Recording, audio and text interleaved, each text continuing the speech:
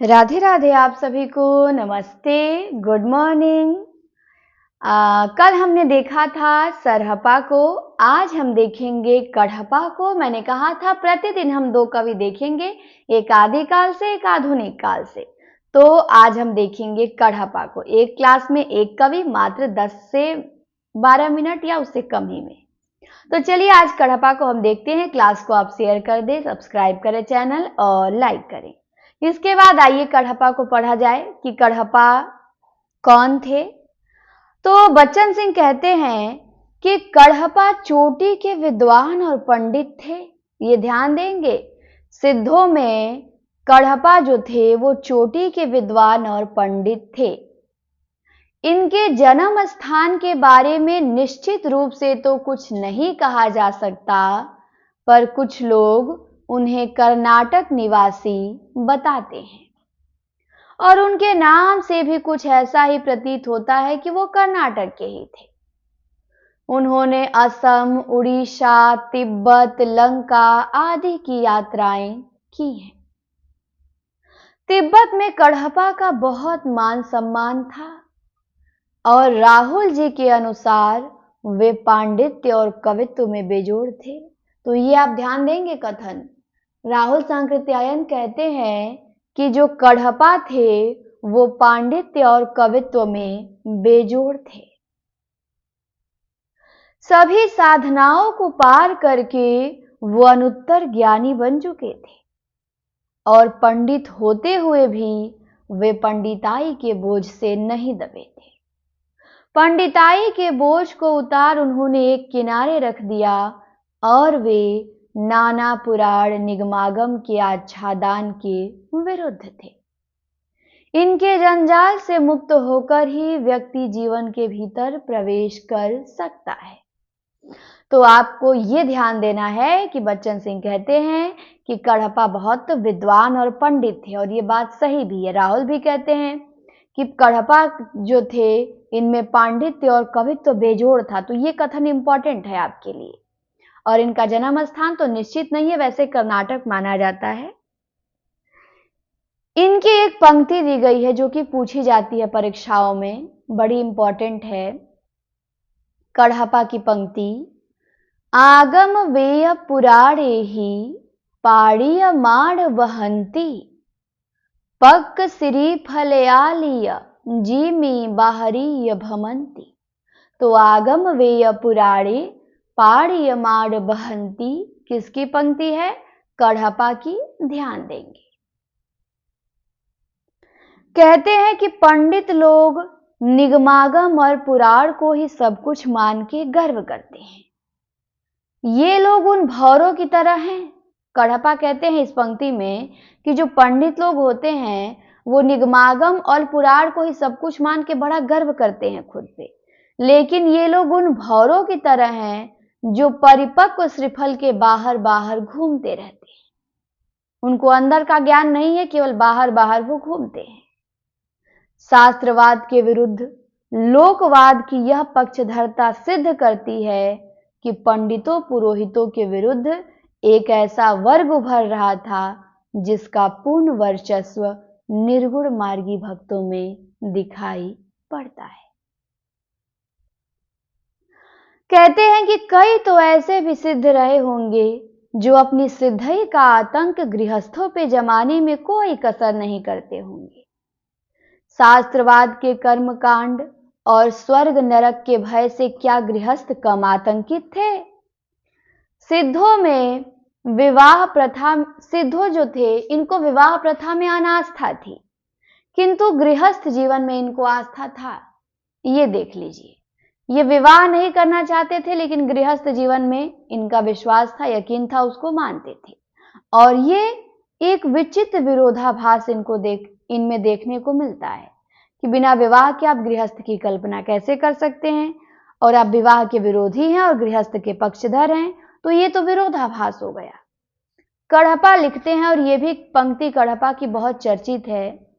लिखते हैं कढ़पा की, जिमी लोड़ बिलज जई पाड़ी एड़ी तिमी घरड़ी लई चित, समरसई जाई तखर्रे जई पुरु तिसम ऋंद। तो जिमि लोड़ विलज्जई पाड़ ये ही, तिमि घरड़ी लई चित्त, और समरस जाई तखड़े जई, पुरुते सम ऋंद। तो जिमि लोड़ विलज्जई से आप ध्यान देंगे, कढ़पा की पंक्ति है। कहते हैं कढ़पा की जिस तरह पानी में नमक विलीन हो जाता है, उसी प्रकार गृहिणी में चित्त लगा के सामरस्य को प्राप्त किया जा सकता है। ये आपके कढ़पा कहते हैं। और फिर कहते हैं बच्चन सिंह कि कढ़पा का जो स्वर है या जो इनकी मत है, डोम्भिपा, विरूपा और कमरिपा, लुईपा जो भी हुए सिद्ध, वो भी उनका भी जो स्वर है, उनका भी जो मत है, इससे अलग नहीं है, वो भी इसी के समर्थक हैं। तो ये हो गए आपके कढ़पा। इनके 74 ग्रंथों का उल्लेख मिलता है, जो कि यहाँ नहीं दिया गया है। कढ़पा बहुत विद्वान थे, पंडित थे। बच्चन सिंह ने कहा है, इनका कथन ध्यान देना है कि कढ़पा चोटी की विद्वान और पंडित थे, और राहुल जी का भी कथन ध्यान देना है कि कढ़पा पांडित्य और कवित्व में बेजोड़ थे। ये दो कथन आपके लिए मोस्ट है। इसके बाद इनकी दोनों पंक्तियां ध्यान देना है कढ़पा की। आगम व्यय पुराणे आपसे पूछ सकता है, और जिमि लोड़ विलज्जई आपसे पूछ सकता है। तो कढ़पा के बारे में 4 पॉइंट आप अपनी कॉपी में नोट कर लीजिएगा। इसके बाद आता है चर्यापद। तो चर्यापद हम देख लेते हैं, उसके बाद हम ब्रेक लगा देंगे। ठीक, थोड़ा सा है, ज्यादा नहीं है। फिर हम गोरखनाथ को अगली क्लास में देखेंगे। तो चर्यापद क्या होता है? दोहा कोशों के साथ साथ बौद्ध सिद्धों ने चर्यापदों की भी रचना की है। तो सिद्धों ने दोहा कोश भी लिखा, और दोहा कोश के साथ इन्होंने चर्यापदों की भी रचना की है। तो अब प्रश्न उठता है कि चर्यापद है क्या? तो चर्यापद एक प्रकार के गीत होते हैं जो सामान्यतः अनुष्ठानों में गाए जाते हैं। तो ये मोस्ट है, आपसे पूछेगा कि चर्यापद क्या है? तो चर्यापद एक प्रकार का गीत है जो अनुष्ठानों में गाया जाता है। इन गीतों के लेखक सिद्धाचार्य कहलाते थे। कुछ चर्याकार, योगेश्वर और कुछ अवधूत, अवधूत मतलब जिसके अज्ञान का प्रक्षालन हो चुका हो। तो जो कुछ चर्याकार थे उन्हें योगेश्वर कहते थे, और कुछ चर्याकारों को, मतलब जो चर्यापद की रचना करते थे, उनको अवधूत कहते थे। दोहा में मतों का खंडन मंडन होता है। जो दोहा कोश लिखते थे उसमें मतों का आप खंडन मंडन कर सकते हैं, लेकिन चर्यापदों में सिद्धों की अनुभूति और रहस्य भावना है। तो ये पॉइंट भी आपको ध्यान देना है कि चर्यापदों में सिद्धों की अनुभूति और रहस्य भावना है, और ये चर्याएं संध्या भाषा के दृष्टिकूट पदों में लिखी गई हैं। तो चर्यापद की भाषा आपसे पूछेगा तो क्या बताएंगे? संध्या भाषा। सिद्धों की भाषा भी संध्या भाषा ही थी। फिर देखिए आगे कि संध्या भाषा जिनके दोहरे अर्थ होते हैं। ठेठर में एक गीत का छायानुवाद देख लीजिए, क्या है? तो यहां पे दिया है कि मेरी कुटिया सघन बस्ती के बीच है, पर पड़ोसी नहीं है। पतीली में चावल का एक कण भी नहीं बचा है, पर प्रेमी हमेशा दरवाजे पे दस्तक देते रहते हैं। जीवन का प्रवाह तेजी से बहता जाता है, पर क्या एक बार दूह लिया गया दूध वापस थनों में लौट सकता है?